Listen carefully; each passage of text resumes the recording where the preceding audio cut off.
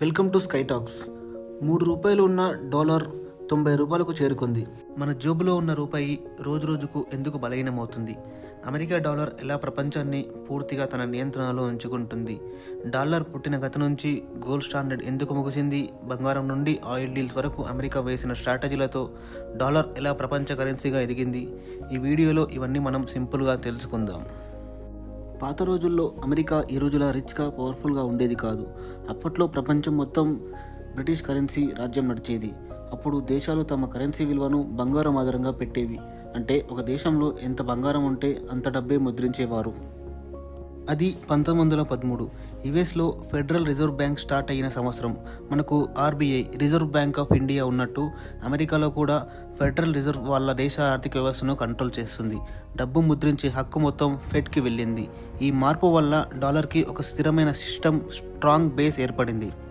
1914 to 1918 world war 1 జరుగుతున్నప్పుడు అమెరికాకు పెద్ద లాభం అనే చెప్పుకోవాలి. యుద్ధం మొదలయ్యాక యూకే, జర్మనీ, ఫ్రాన్స్ లాంటి దేశాలు తమ దగ్గరున్న మొత్తం డబ్బును యుద్ధానికి ఖర్చు చేశాయి. కానీ అమెరికా మాత్రం యుద్ధంలో చాలా లేట్గా దిగింది. అంతవరకు అమెరికా ఏం చేసింది? యుద్ధం చేస్తున్న దేశాలకు అమెరికా ఆయుధాలు, సరుకులు అమ్మి భారీగా సంపాదించింది. దీంతో ప్రపంచం వద్ద ఉన్న బంగారం చాలా మొత్తం అమెరికా దాకా చేరింది. ఇలా డాలర్కు భారీ బూస్ట్ వచ్చింది. రెండో ప్రపంచ యుద్ధం తర్వాత ప్రపంచం మొత్తం దెబ్బతినింది. చాలా దేశాల వద్ద డబ్బు లేదు, బంగారం లేదు, ఎకనామీలు కుప్పకూలిపోయాయి. అప్పుడు ప్రపంచ దేశాలు ఒక కాన్ఫరెన్స్ పెట్టాయి.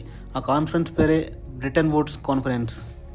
సింపుల్గా అర్థమయ్యేలా చెప్పాలంటే ఒక గ్రామంలో 10 కుటుంబాలు ఉన్నాయి. యుద్ధం వల్ల 9 కుటుంబాలు పూర్తిగా పాడైపోయాయి. ఇల్లు లేవు, సరుకులు లేవు, డబ్బు లేదు. కానీ ఒక కుటుంబం మాత్రం చాలా బలంగా ఉంది. ఎందుకంటే వాళ్ళ దగ్గర ఎక్కువ బంగారం ఉంది, ఆహారం ఉంది, రిసోర్సెస్ ఉన్నాయి. ఈ బలమైన కుటుంబాన్ని మనం అమెరికా అనుకుందాం. మిగతా 9 కుటుంబాలు అంటే వేరే దేశాలు అనుకుందాం.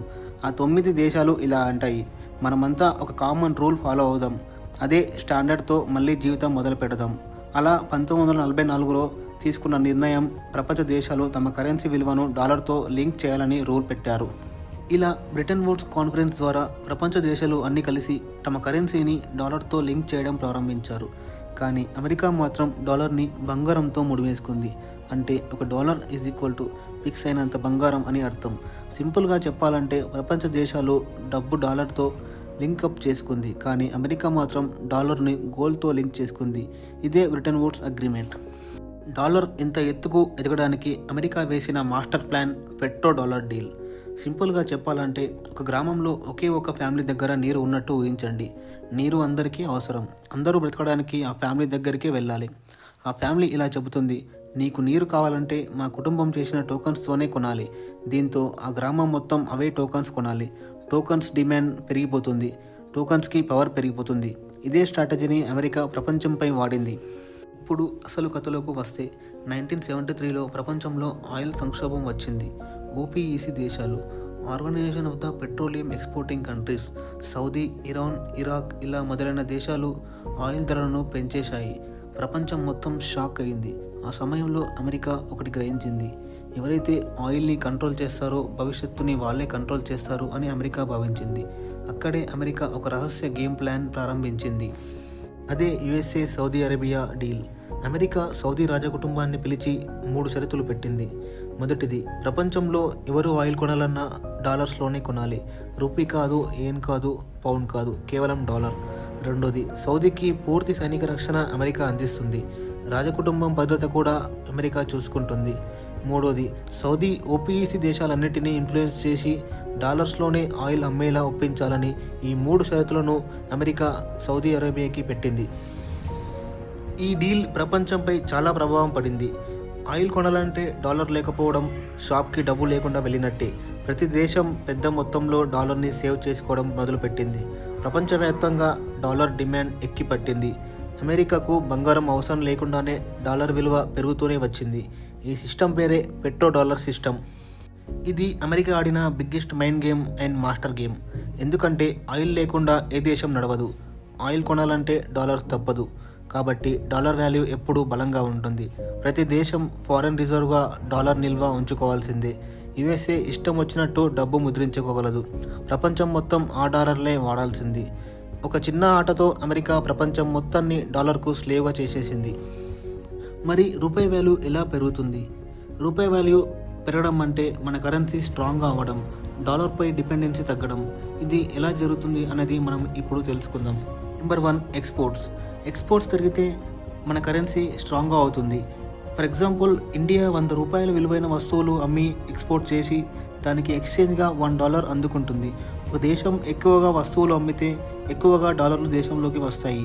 మార్కెట్లో డాలర్ సప్లై పెరుగుతుంది, డాలర్ విలువ తగ్గుతుంది, రూపాయి విలువ పెరుగుతుంది. అమ్మే దేశం బలపడుతుంది, కొనుగోలు చేసే దేశం బలహీనపడుతుంది. నెంబర్ 2, ఇంపోర్ట్స్ తగ్గితే రూపీ వాల్యూ పెరుగుతుంది. ఇండియా ఇప్పుడు చాలా ఎక్కువగా ఇంపోర్ట్స్ చేస్తుంది. ముఖ్యంగా oil, gas, mobile parts, machinery, ఇలా చాలా వస్తువులను మనం ఇంపోర్ట్స్ చేసుకుంటున్నాము. ఫర్ ఎగ్జాంపుల్, ఒక రోజుకు ఇండియా $500 మిలియన్ అయిన ఆయిల్ కొంటే అన్ని డాలర్లు మార్కెట్లో నుంచి కొనాలి. ఇంపోర్ట్స్ తగ్గితే ఇండియా డాలర్ కొనేవాళ్ళు తగ్గిపోతారు, డాలర్ డిమాండ్ తగ్గుతుంది, రూపీ వాల్యూ ఆటోమేటిక్గా పెరిగిపోతుంది. Number 3, foreign direct investment, FDI పెరిగితే మన ఇండియన్ రూపీ స్ట్రాంగ్గా అవుతుంది. సింపుల్గా ఒక ఎగ్జాంపుల్ చెప్పాలంటే, టెస్లా ఇండియాలో ఒక ఫ్యాక్టరీ పెడితే అది $5 బిలియన్ తీసుకురావాలి. అంటే యుఎస్ఏ నుండి డాలర్లు ఇండియాలోకి వస్తాయి, డాలర్ ఇన్ఫ్లో పెరుగుతుంది, రూపీ స్ట్రాంగ్గా అవుతుంది. Number 4, tourism. ఇండియాకి ఫారిన్ టూరిస్టర్స్ ఎక్కువగా వస్తే మన రూపీ వాల్యూ ఆటోమేటిక్గా పెరిగిపోతుంది. ఎగ్జాంపుల్, ఒక యుఎస్ టూరిస్టర్ మన ఇండియాకు వచ్చి $2,000 ఖర్చు చేస్తాడు. ఆ $2,000 మన ఇండియన్ రూపీస్గా మారుస్తాడు. ఇలా ఆ మొత్తం ఫారిన్ మనీ మన దేశానికి వస్తుంది. నెంబర్ 5, ఆయిల్ను రూపీలో కొనడం ప్రారంభిస్తే. ఇండియా పెద్ద ఆయిల్ కొనుగోలు దేశం. మన ఆయిల్ బిల్లు డాలర్స్లో ఉండటమే రూపీ పడిపోవడానికి పెద్ద కారణం. ఇండియా సౌదీ అరేబియాతో డాలర్స్లో కాకుండా రూపీస్లో ఆయిల్ కొనుగోలు చేస్తే అప్పుడు ఇండియా డాలర్లు కొనడం తగ్గుతుంది, డాలర్ డిమాండ్ తగ్గుతుంది, రూపీ వాల్యూ పెరుగుతుంది. ఇదే రూపీ ట్రేడ్ సెటిల్మెంట్ సిస్టమ్ అని అంటారు.